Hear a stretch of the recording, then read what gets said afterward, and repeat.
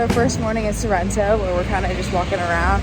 We have places to be today. It's 7:18 a.m. and we're on our way to Pompeii and to hike Mt.Vesuvius. I love the vibes of this city. So good. It's just so beautiful that way. Gorgeous. You can see the water down there. But yeah, we're going with a little tourist group on a bus to Pompeii, Mt. Vesuvius today, and I'm loving Sorrento.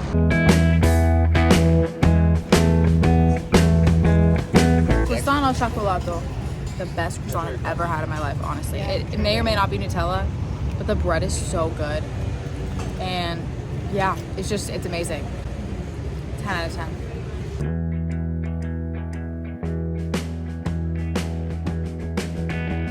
Guys, 3, 2, 1. Look on the left for the beautiful Sorrento coast. Let's say wow! Wow!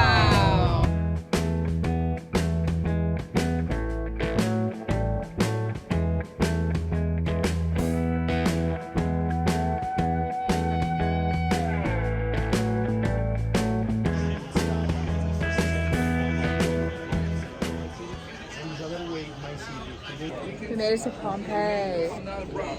The walls kept tumbling down in the city that we love. But if you close your eyes, nothing changed.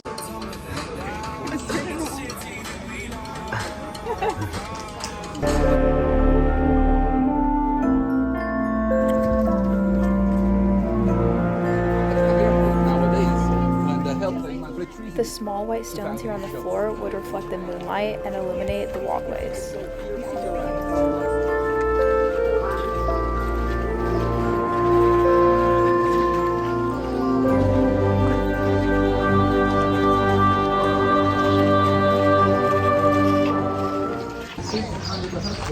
We are officially inside in Pompeii. This is a forum.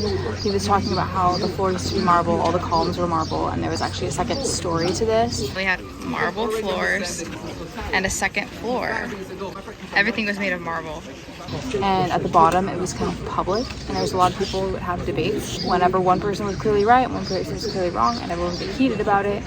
The government, who thought that the person with their political affiliation, even if they were wrong, they'd be like, no, the judge would say they're right. And then there'd be uprisings and things like that here. So it's just kind of crazy to think about and to see detail, even in the, look at this.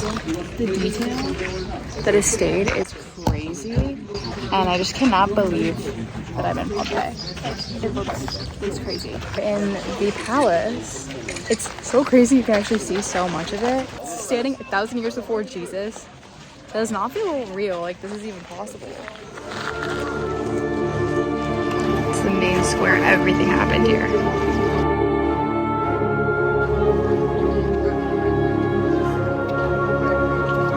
This is the main square area. What my tour guide was saying was that Augustus, he was the emperor at the time, and they started telling him, act like a living god. And he was kind of just like, oh, I'm not one though. Like, this is weird, it feels weird. But the Senate ultimately was like, shut up, because when people believe that you're a living god, they don't want to go against you, and it's working. And that's why Tyrus and all the other emperors after him became living gods also, which is a crazy thing to learn about and like an interesting fact to know. All the people here, they fully believe that their emperor was a living god. And even Augustus was like, oh, this is weird, no thank you. But even the Senate was like, you're pushing this narrative because it's working. And they kept using it. I just want to picture this whole place in the marble. There's a little tower over here that kind of reminds me of the Leaning Tower of Pisa, just in the way that it's built. And I think there's a bust in there that I can see from here. It's a pretty view of Mt. Vesuvius as well. One thing I didn't mention was that this was never actually touched by lava. The explosion came, and with the clouds, it heated the whole place to 400 degrees really, really quick. And that's why it's a really good preservation of humans, because they were kind of stuck in their positions and everything here was kind of stuck. And then the ashes gave so much weight to the buildings that it crumbled them in. It actually changed the ocean line. The ocean line receded, which is why it took so long for people to find Pompeii, because they were right by the ocean. We're right by the ocean, we don't see it. No, the water receded a lot and it was no longer right by the ocean. So where we got off was actually where the ocean should have been.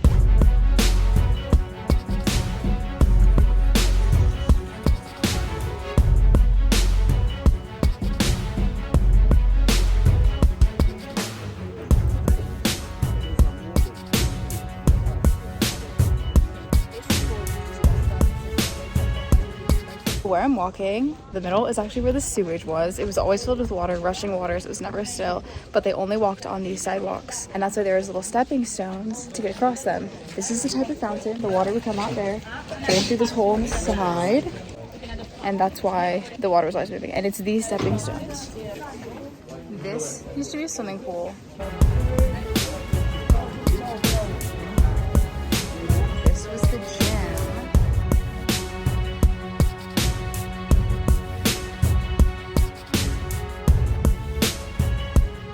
And we were on our way into the Roman baths.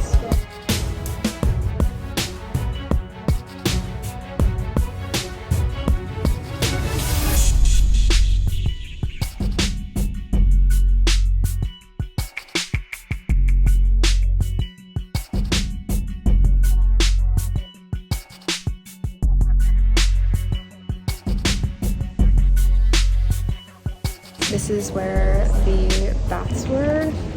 The water is rushing through these holes on the side, being kept at the same temperature through a constant fire out this window. This has been so cool, and I also just learned that, see how there's a line? There's a line? The line means that there was a sliding door and that it was a shop.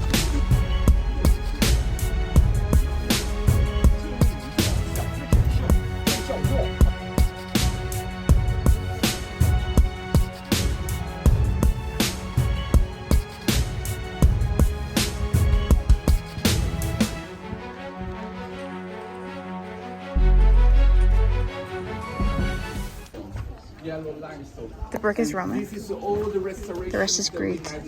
This they called like lasagna, but in Italian. Built so long before Christ. It's crazy. This is a Thermopylae store, which means fast food. You see all the ovens where they would cook. And it's right on the street. So you can just pick it up and go.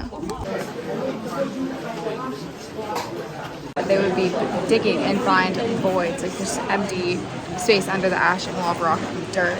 So then they were like, well, what would happen if we put some plastic casting in there, see if it would show anything up? There's people. That's not the actual body, but they're digging. That's crazy.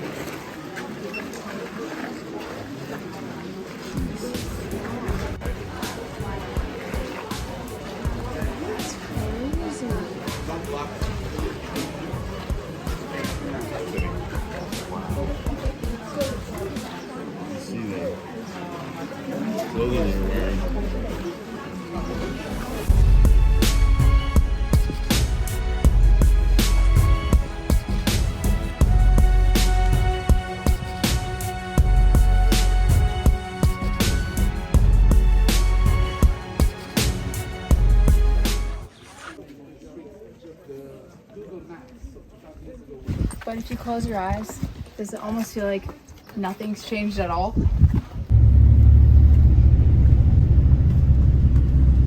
We're hiking Mt.Vesuvius to get to the crater, and I'm trying to stay ahead of the heat. You can see the whole curvature of all of Italy, and I really feel like this is the highest I've ever been. When we were going up, I saw planes at eye level. I don't know if I've ever been at an elevation this high, and now we're gonna go to the top of the crater. We're climbing Mount Vesuvius.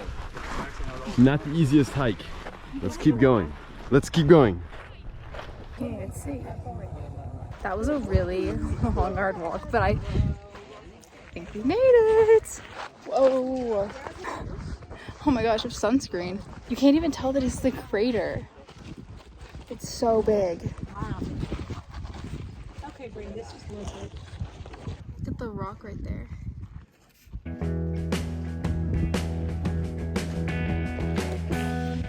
You can really see it from this angle, but it's crazy because it's hard to believe that that is the source. Under all of that is all the lava and magma volcano crater.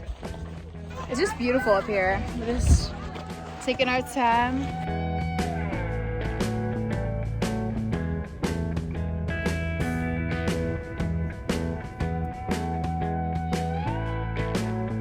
I'm here at Mt.Vesuvius Pasta in Sorrento, and we heard about this as a recommendation when we were in the line last night for Enjoy the Little Things Bistro. I got ravioli. It has lemon and ricotta inside, and then cacio de pepe sauce and meatballs. I'm super excited to try this. Looks amazing. Different than any ravioli I've ever had before.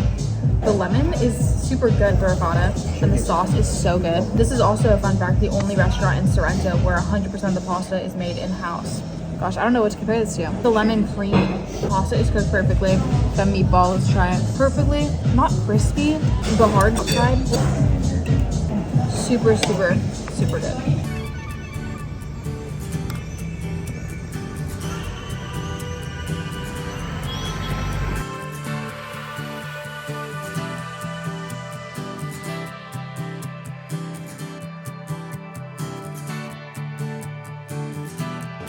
That's more like what I expected. Yeah, come on. Streets are pretty empty. I think everyone's at dinner right now. We're walking back to the hotel. We're feeling really sweaty and gross, to be honest, from Pompeii today. So I think we're gonna do a little bit of an early night and get home. We have to get up super early tomorrow. The first impression that our house host had of us was super sweaty coming off a 28-hour travel day. And then she just knocked on the door, caught me completely off guard. And she brought us bracelets and she baked for us. No lie, she'd been knocking for like 10 minutes. Well, She was just... And we waited. Did you hear something? I was like, in the Like 5 minutes go by and hear another... I swear I heard something. This is what she got me. It's so cute. Wait, where's mine? Nutella something. There's a white one. That's so sweet. I feel so bad. She was knocking for a minute. In my vlog yesterday, I tried the limoncello and I said it was really strong and it surprised me. And I think that's because I was expecting kind of like a lemon drop type of drink, but it makes so much more sense now that I know that this is liqueur. Liquor? I don't know why I said it like that. And as I mentioned, our house host made this herself and it's super authentic to Sorrento. Our tour guide today was telling us that there's a lot of limoncello that's made in the masses, not necessarily with lemons from Sorrento, because they have a lot of people to cater to, the tourists. But this, a local made with real Sorrento lemons. So I'm gonna try it again with it in mind. And I did like it yesterday, but now that I know it's liqueur, it makes a little bit more sense now. It's not a shot. It's in a shot glass, but you sip it like a drink. Just a sour head watered down. You think it's sour? I just said last night that I didn't think it was sour. Dude. I said it's like lemon drop. Yeah.